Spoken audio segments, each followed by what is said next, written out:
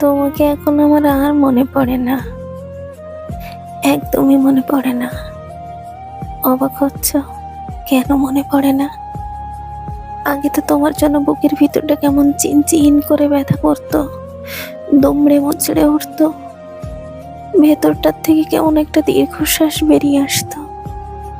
এখন কোনো কিছুই হয় না। অবাক হচ্ছে কেন হয় না?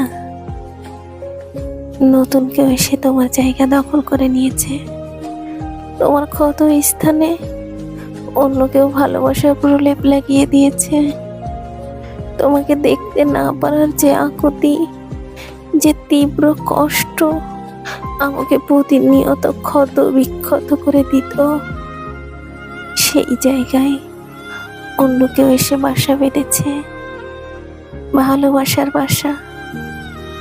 গোধূলি লগ্নে একবার দেখার জন্য আমি প্রতিনিয়ত রাস্তার কাছে এসে ভিড় জমাতাম।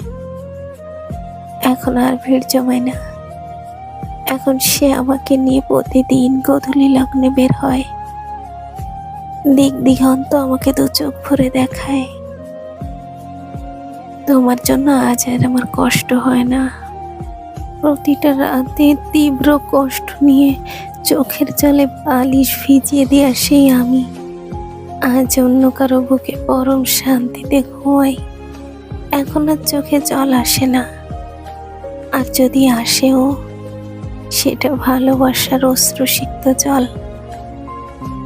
আমার চোখে মুখে এখন আনন্দের উচ্ছ্বাস, অন্যরকম একটা অনুভূতি।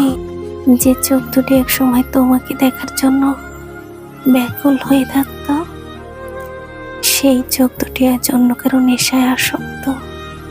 অন্য কাউকে দেখার অধীর আগ্রহ নিয়ে প্রতিটি মুহূর্ত অপেক্ষা করে।